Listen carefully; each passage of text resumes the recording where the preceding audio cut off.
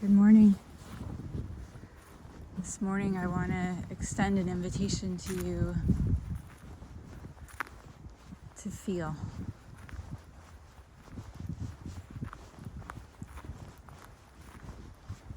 It's kind of a knee-jerk human response when stuff feels hard to tense up, to get numb, to get busy, to distract ourselves. And sometimes one of the most courageous things we can do is to feel. I know we have a whole, in medicine, pain management is a huge industry.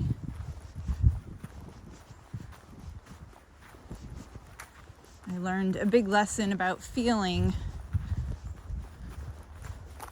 during the process of 2 home births. The first home birth,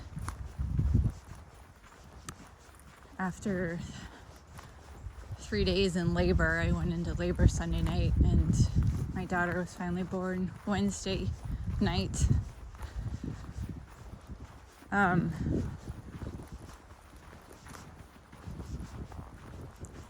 Yeah, that was an intense time, and I had just a whole lot of resistance to feeling the big feelings that I knew were coming. I didn't use any anesthesia.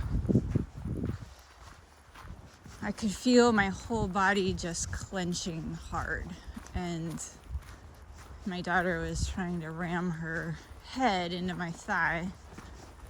I think she sensed that there was probably more opening in my thigh than there was in the place where she was about to come out. And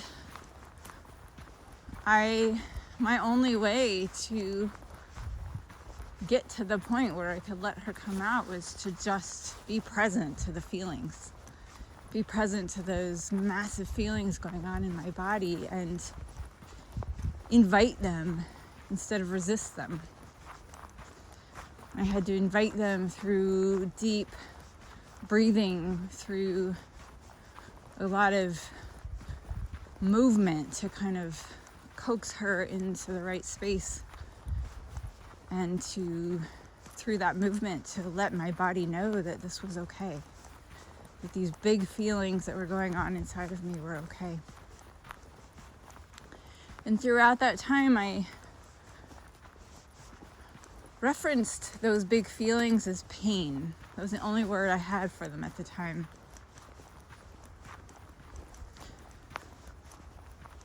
When my second daughter was born, I did a lot of work in advance of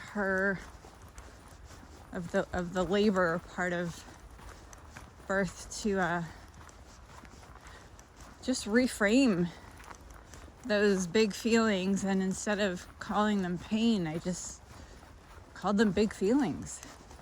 And each time a contraction would arise in my body, I just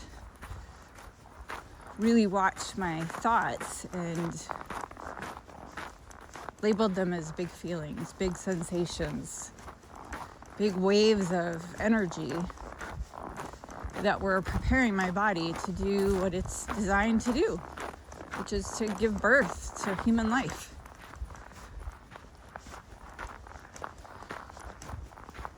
I worked in the NICU at the time, and I think everyone wondered what the hell I was doing giving home birth in the first place. But it was, if there were ever a time to use anesthesia, it would have been, before Anna, my first, was born. I was exhausted because the pain was so great and my body was resisting so much. And after you resist for a long time, it's just exhausting.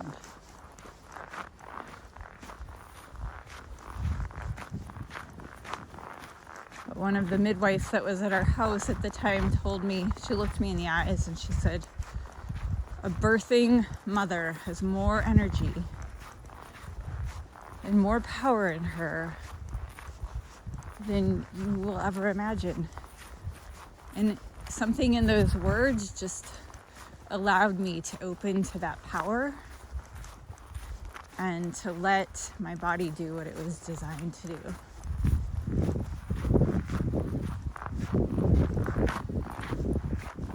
So we are hardwired, designed to feel big feelings. Big feelings are a gift to us. Big feelings inform us that something really powerful is going on inside. Either something is challenged inside of us that needs to shift, or there's some action that we need to take.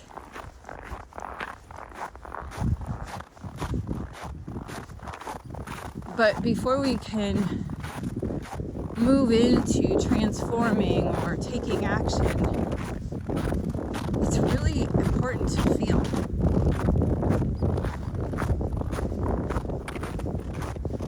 To catch ourselves when we... Sorry, it's getting windy here. I'll turn this way. To catch ourselves when we feel tempted to turn away from the feeling. When we feel tempted to go busy ourselves because the feelings are too big. When we feel tempted to jump on our phones and read something. Just tear up there. When we feel tempted to take the feeling and then turn around and lash out at somebody else because we've got a big feeling going on.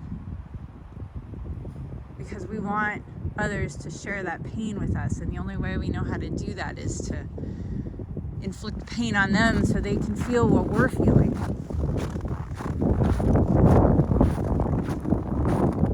But is that really what we want? Is that really, like, do we really want to spread that pain out into the world? Or do we want to transform it?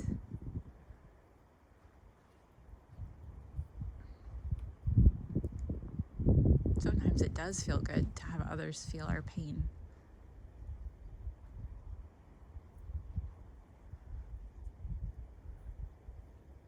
And sometimes others want to feel our pain with us. But not everyone. And so it's kind of an act of violence to just inflict it outside of us. There are people that are trained to feel our pain with us. And there are good people in our lives who are willing to feel our pain with us when we ask them to.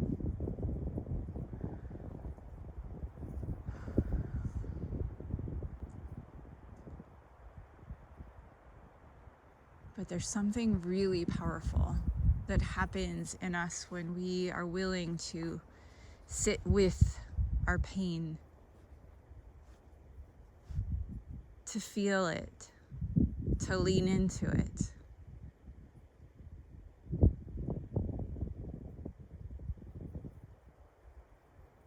I know when I feel it, sometimes I squirm in my body, sometimes I feel tension in my body. Usually what happens as I sit there with it long enough, I succumb to tears. And tears just pour out of me because the pain feels so great. And in that process of giving way to tears and to crying, the energy shifts and moves me into a different state of mind and a different way of being. Something softens in me. Something opens up in my sight so that I can see the situation differently.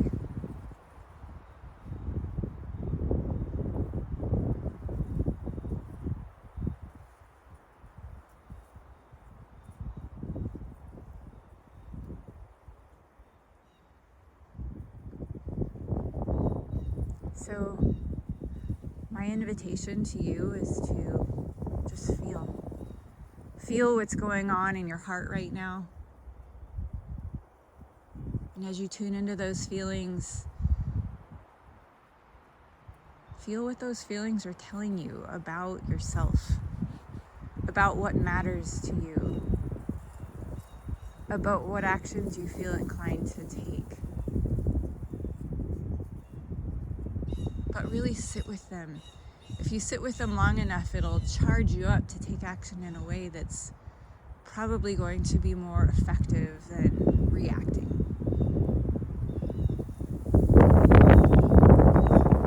You are powerful. Those feelings in you are powerful. And they have the capacity to transform you,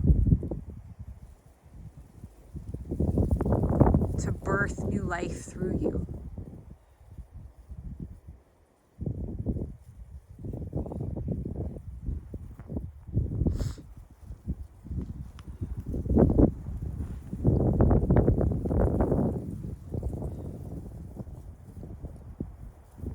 If you need someone to sit with you as you feel, so that you feel safe, then find someone. Find someone that you can trust to just be there.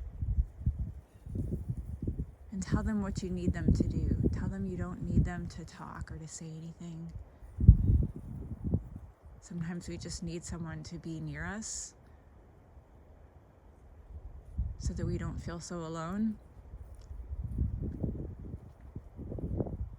I know for myself, when I've really given way to those big feelings, I feel the reality that there's this being of love on the other side receiving them. And those are the times when I really gotten to know that being in a really powerful way.